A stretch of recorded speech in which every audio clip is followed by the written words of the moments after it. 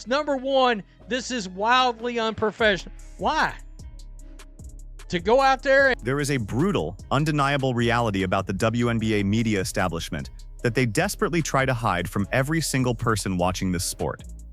USA Today's senior reporter Megan the 50th Hall just went after Sophie Cunningham, a woman who played inside the Phoenix Mercury organization, who has done courtside work, who has actual first-hand knowledge, and tried to silence her for telling the truth. Meanwhile, the Arizona Diamondbacks rolled out Alyssa Thomas, the same Alyssa Thomas who punched Caitlin Clark in the throat, as a celebrated first-pitch guest, while Caitlin Clark herself sat out of Indiana Fever practice with a back injury. The establishment is celebrating the aggressor and burying the truth-teller. Both things happened on the same day, and the mainstream conversation refuses to connect those two dots. Welcome back. This is Rim Run, and today we are ripping the doors off the cover-up that the WNBA media machine is running in broad daylight, and we are going to name every single person enabling it. Before I get into what Megan the 50th Hall actually wrote and why it is one of the most telling moments in recent WNBA media history, I need you to understand the full picture of what is happening inside the Indiana Fever right now, because it changes the weight of everything else in this video. Caitlin Clark did not practice. Sophie Cunningham did not practice. Demarius Dantes was getting individual treatment. This was the Fever's first of 4 scheduled practice days during the Commissioner's Cup break. They do not play again until Sunday. That is a significant window of time, and I am going to lay out exactly what it means and what it could mean at the 9-minute mark of this video. Stay with me because the detail I am sitting on right now is the one nobody on television is willing to say out loud. Let me build the full picture for you because you deserve the complete context, not the curated, sanitized version the establishment is handing out. The Indiana Fever entered this Commissioner's Cup break with Caitlin Clark listed out of practice due to a back injury. Sophie Cunningham was also absent. Illness, according to the report. Demarius Dantes was receiving individual treatment on top of that. 3 players, 3 different issues, all at once, during what is supposed to be a recovery and development window before Sunday's next game. Now, the source flagging this situation made a point that I want you to sit with for a second. If the Fever had a game on that practice day, the reasonable assumption is that Caitlin Clark would not have played, and Sophie Cunningham probably would not have played either. You are talking about 2 of the most watchable, most impactful players on that roster, simultaneously unavailable. I have been documenting the pattern around Caitlin Clark's health and availability for weeks now, and I want to be precise here. The back injury designation is the official framing. What we do not have yet is any clarity on severity, on timeline, on whether this is a day-to-day situation or something more significant. And that ambiguity, that deliberate, calculated ambiguity, is exactly what the establishment counts on. They keep the information vague so the conversation stays controlled.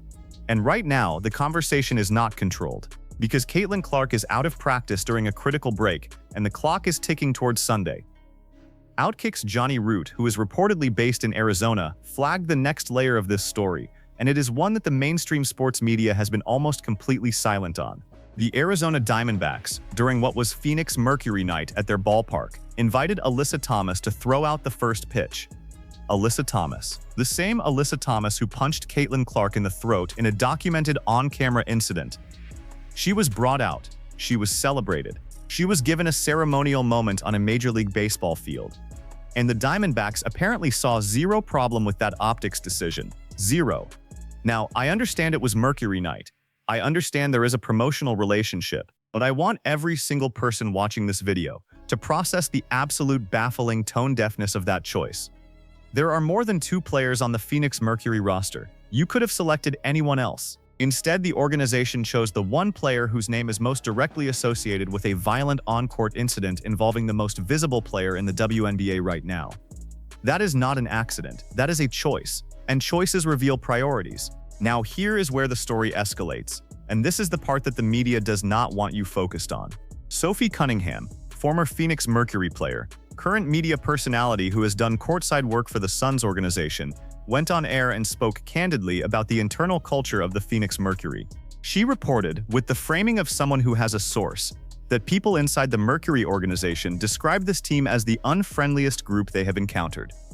Rude, unprofessional, not friendly. Those were the descriptors coming from people who work for the Mercury, Not from outside critics, not from fans, not from rival organizations, from inside the building.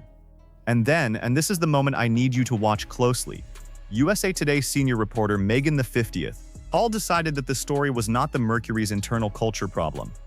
The story, in her framing, was that Sophie Cunningham had the audacity to say it out loud. Don't take my word for it. Listen to how this reporter framed her objection. Number 3, there is not any scenario that exists where a player should be saying this about any organization. She said it, with the full weight of a USA Today senior reporter title behind her. Number 1, this is wildly unprofessional. That was her opening argument. Let me say that back to you in the harshest and most accurate framing possible. A credentialed national sports reporter, someone with a platform, someone with institutional backing, looked at Sophie Cunningham reporting firsthand knowledge about an organization she played for, and the reporter's first instinct was to call Sophie the unprofessional one, not the organization being described as rude and hostile by its own employees. Sophie, the person telling the truth. I cannot stand it when the media pulls this exact move, and I want to be honest with you about how much this irks my nerves. This is the playbook. You silence the messenger. You make the story about the delivery instead of the content. You invoke professionalism as a shield to protect the people and institutions that deserve scrutiny. And you do it with a straight face while sitting at a desk with a national media credential hanging around your neck. It is gutless, it is deliberate, and it is telling. Grant Young also posted reporting that corroborates what Sophie said, that people inside the Mercury organization cannot stand this team. Rude, unprofessional, not friendly. Those words are now coming from multiple directions, and the media's response is to attack Sophie Cunningham. That is the undeniable reality you are watching unfold in real time. I made a video recently where I broke down the pattern of how WNBA media protects certain narratives and attacks anyone who disrupts them. Go check that video right now if you missed it, because what is happening with Sophie Cunningham is the exact case study I was describing. This is not new behavior. This is a documented, repeatable pattern. Now let me walk you through the 4 layers of what is actually happening here. Because this story has more depth than the surface-level media spat, and every single layer matters. Pass 1, the tactical failure. What Megan the 50th Hall did wrong in this specific incident is not subtle, it is glaring. Sophie Cunningham is not a random outsider making unverifiable claims. She played for the Phoenix Mercury. She has done professional courtside broadcasting for the Suns organization, meaning she understands the difference between opinion and reporting. She understands sourcing. She understands what it means to go on record with information. When Sophie says she has a source, she is not speculating wildly. She is applying the exact same journalistic framework that Megan the 50th Hall herself uses every single day at USA Today. The difference is that Sophie's information reflects badly on an organization the establishment media has a vested interest in protecting. So the standard shifts. Suddenly, sourced reporting from a former player with direct organizational knowledge is wildly unprofessional, while the same reporter's own unnamed sourcing is treated as gospel. That is not journalism. That is sabotage of the truth. Pass 2, the pattern of behavior. This is not the first time the WNBA media establishment has moved to suppress inconvenient information about the Phoenix Mercury organization or about incidents involving Caitlin Clark.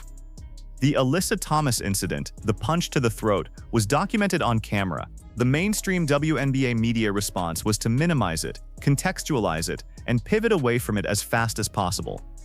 Then the Diamondbacks celebrate Alyssa Thomas at a first-pitch ceremony, and again, silence from the establishment. Then Sophie Cunningham reports internal Mercury culture problems from a position of first-hand knowledge, and the establishment's response is to attack Sophie. 3 separate moments. 3 separate instances of the media choosing the organization over the truth. 3 times the people with the receipts got dismissed. 3. Let that sink in. Pass 3. The enabler complicity.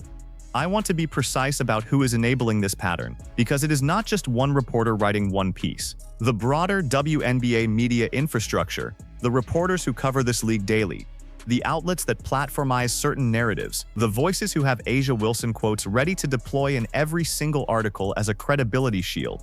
All of them are part of the same ecosystem that makes this kind of suppression possible. Grant Young posted the corroborating information about Mercury internal culture. That post exists. The information is out there, and the establishment media's response has been to focus entirely on attacking Sophie Cunningham rather than investigating whether the underlying claim that Mercury employees describe their own team as rude, unprofessional, and unfriendly is accurate. I have been documenting this for weeks, and I am telling you, the receipts are stacking up in my last several videos. Go back and look, and every single one of the voices that should be asking hard questions about the Mercury's internal culture stayed silent. Receipts coming. Pass 4. The cost to the protagonist. Here is what Caitlin Clark is dealing with right now, in concrete terms. She is sitting out of practice during a critical Commissioner's Cup break with a back injury.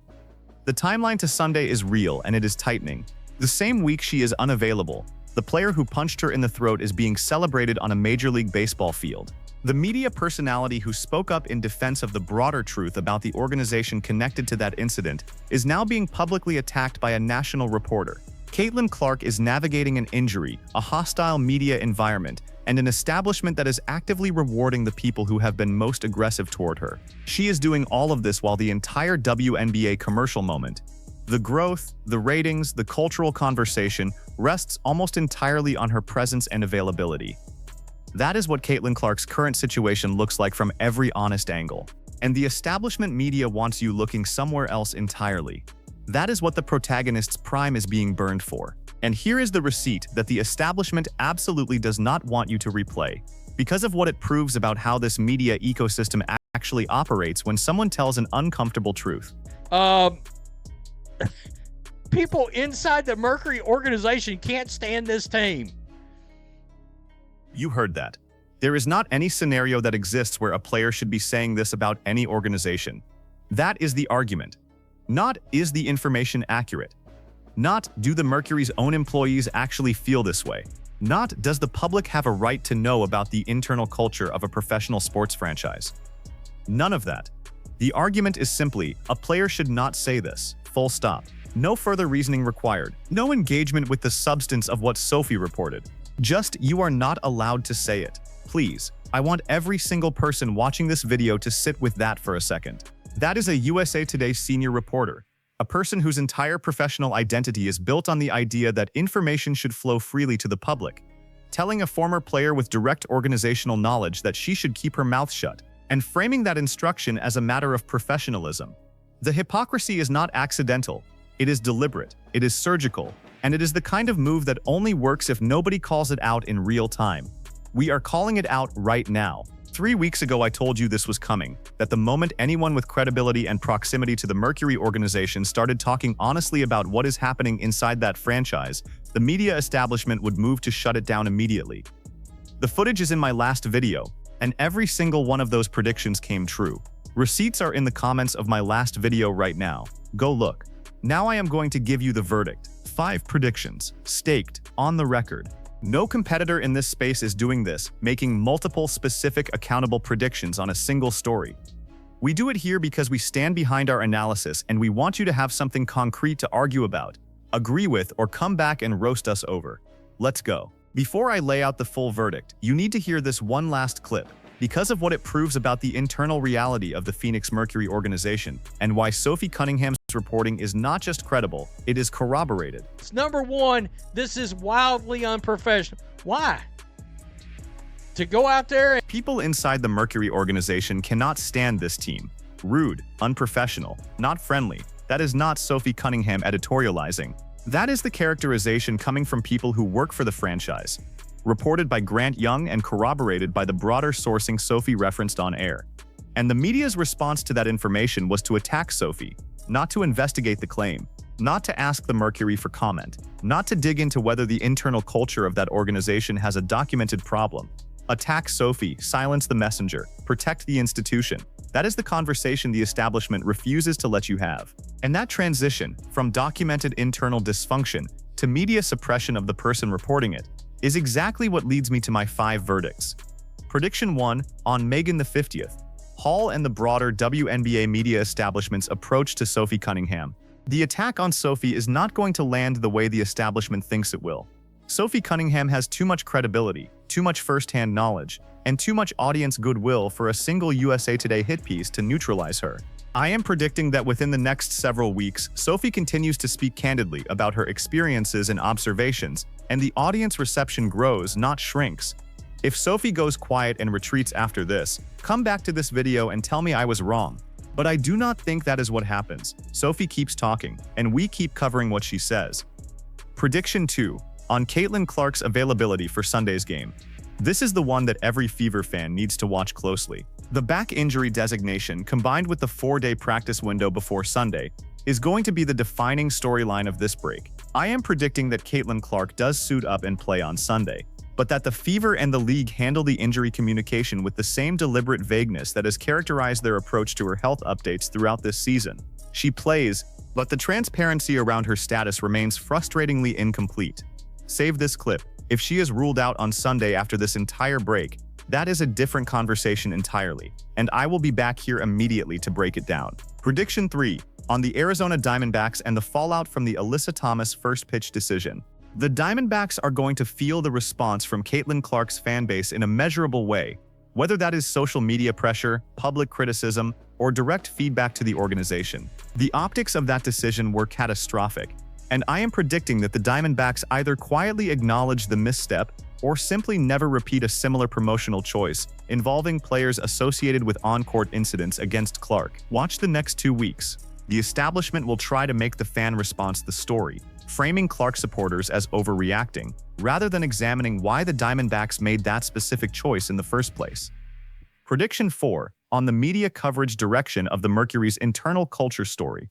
The story that Sophie Cunningham and Grant Young have now put into the public conversation, that Mercury employees describe their own team as rude, unprofessional, and unfriendly, is not going away. I am predicting that additional reporting from other outlets begins to surface corroborating information about the Mercury's internal environment. The story is going to break wider when a reporter or outlet outside the core WNBA media establishment decides to actually investigate the underlying claim rather than attack the messenger. The establishment is already sitting on more information than they are publishing.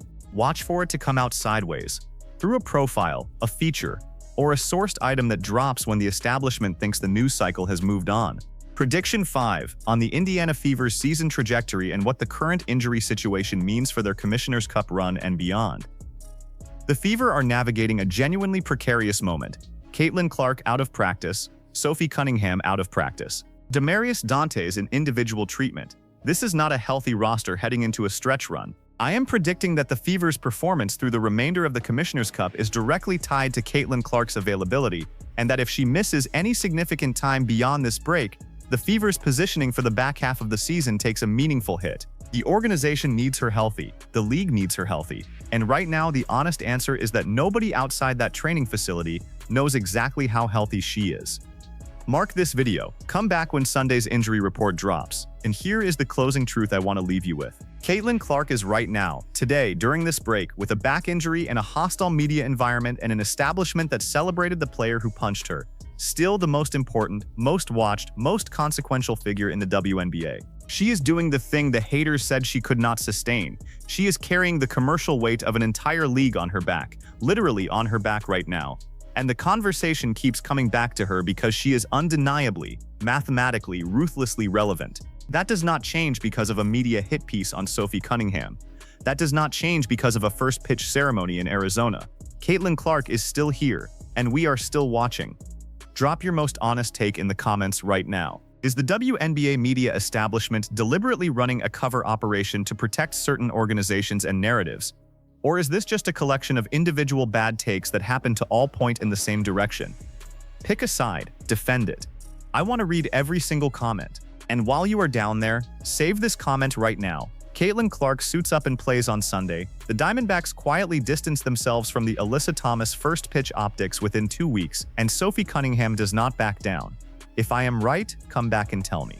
If I am wrong, come back and roast me. I can take it. Tag the friend who keeps telling you the WNBA media is fair and unbiased. Make them watch this entire video and then tell you they still believe it. And here is what is coming next on Rim Run. Tomorrow, we are going to break down the full Commissioner's Cup picture, what the Fever actually need from this break, what Sunday's game means for the standings, and whether the injury situation around Caitlin Clark is a short-term disruption or something the front office should be genuinely alarmed about.